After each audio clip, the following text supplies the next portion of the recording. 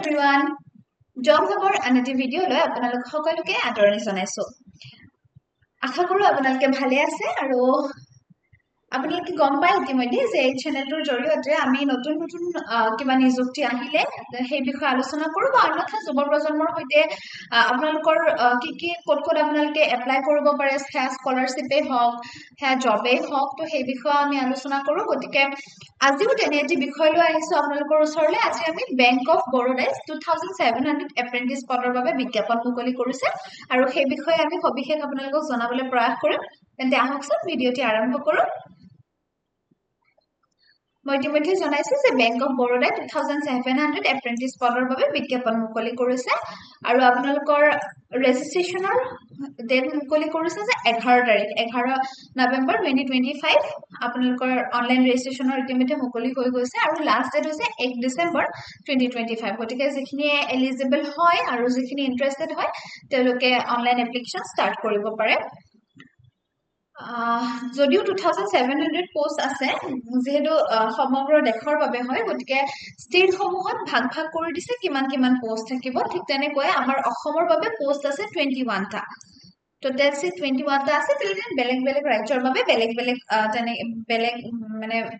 বেলেগ সংখ্যাত পোষ্ট সমূহ আছে। গতিকে যদি কোনো ভিউৱাৰ্স বেলেগ ৰাজ্যৰ হয় আমাৰ ভিডিঅ'টো চাই আছে তেন্তে তেওঁলোকে কাইন্ডলি এবাৰ বেংক অফ বৰোদাৰ যেটো অফিচিয়েল ওয়েব এডভাৰটাইজমেন্ট হয় সেইটো এবাৰ চাই ল'ব যে তেওঁলোকৰ ৰাজ্যত কিমান সিট আছে বা কোনোবাই যদি অসমৰ হৈও বেলেগ ৰাজ্যৰ পৰা কৰিব বিচাৰে তেন্তে তেওঁলোকে সেইখিনিও চাই ল'ব। আৰু এজ ৰিলেক্সেশন আছে। SC আৰু ST ৰ কাৰণে এজ ৰিলেক্সেশন 5 বছৰ আৰু OBC নন ক্ৰিমিলিয়াৰ খিনিৰ কাৰণে এজ ৰিলেক্সেশন 3 বছৰ। তাৰপিছত এতিয়া কেনেকৈ এপ্লাই কৰিব আপোনালোকে যেটো আটাইতকৈ গুৰুত্বপূৰ্ণ। প্ৰথমতে আপোনালোকে ৰেজিষ্টাৰ কৰিব লাগিব, অন্যথা যিখিনি ৰেজিষ্টাৰ কৰা আছে সেইখিনি লগইন কৰিলে হ'ল। ৰেজিষ্টাৰ কৰিবলৈ আপোনালোকে nats.education.gov.in এই পৰ্টেলটোত যাব লাগিব, যাই পেলাই ৰেজিষ্টাৰ কৰিব লাগিব আৰু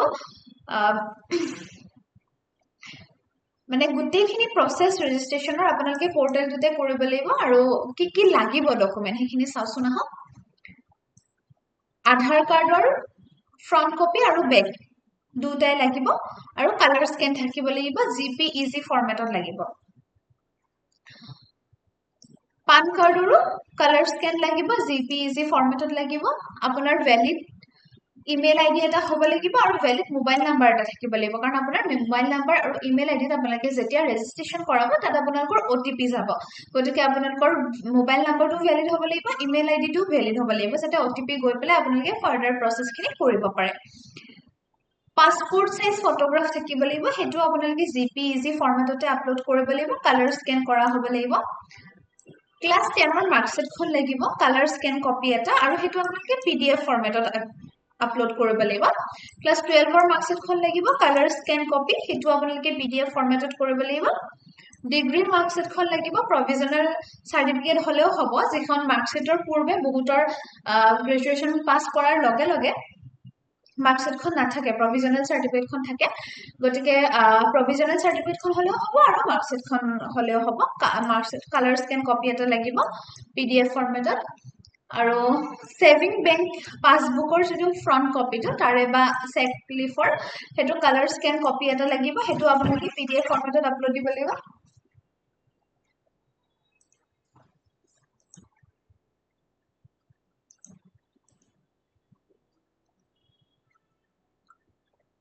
কালাৰ স্ক্যান কপি লাগিব আপোনালোকৰ সিগনেচাৰৰ, হেতু JPEG ফৰমেটত দিব লাগিব। গতিকে ইয়াতে গোটেইখিনি ধুনিয়াকে লিখা আছে, আপোনালোকে কোনখিনি JPEG ফৰমেটত দিব লাগিব আৰু কোনখিনি PDF ফৰমেটত আপলোড দিব লাগিব। গতিকে সেইমতে আপোনালোকে আপলোড দিব এপ্লাই কৰাৰ সময়ত। এতিয়া আপোনালোকৰ আকৌ সিলেকশন প্ৰসেসটো কেনে ধৰণৰ হ'ব। অবজেক্টিভ টাইপ কোৱেশ্চন থাকিব, মানে তিনটা ক্ষেত্ৰত সিলেকশন প্ৰসেস হ'ব। আপোনালোকৰ প্ৰথমতে অনলাইন এক্সাম হ'ব, তাৰ পিছত যদি আপোনালোকে মেৰিট লিষ্টত আহে ডকুমেন্ট ভেৰিফিকেশন হ'ব, তাৰ পিছত টেষ্ট অফ লোকেল ল্যাঙ্গুৱেজ হ'ব। মানে জোৰ এতিয়া অসমৰ হলে লোকেল ল্যাঙ্গুৱেজ আমাৰ আছে অসমীয়া, বেংগলী, বড়ো হেনেকে লোকেল ল্যাঙ্গুৱেজ আছে। গতিকে সেই হিচাপত আপোনালোকৰ লোকেল ল্যাঙ্গুৱেজ টেষ্ট এটা হ'ব আফটাৰ ডকুমেন্ট ভেৰিফিকেশন। আপোনালোকৰ প্ৰথমতে হ'ব অনলাইন এক্সামিনেশন আৰু অনলাইন এক্সামৰ কাৰণে আপোনালোকৰ হাতত সময় থাকিব 1 ঘণ্টা। হিন্দী আৰু ইংলিশ দুটা মাধ্যমতে হ'ব।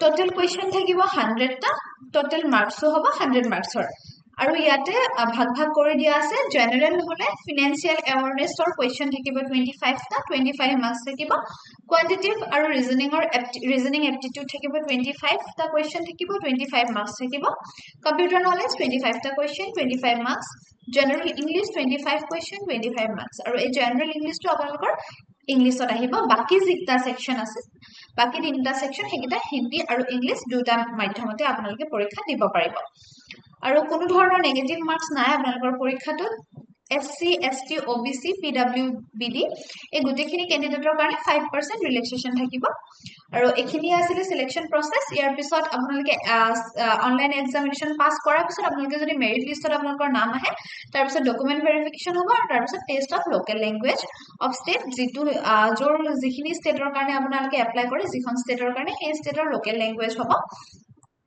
গতিকে ইমানখিনি আছিল তাৰ পিছত একেবাৰে শেষত এপ্লিকেশন ফিজটো দিছে তেওঁলোকে SC আৰু ST ক্যান্ডিডেট খিনিৰ কাৰণে এপ্লিকেশন ফিজ নালাগে যিখিনি PWBD হয়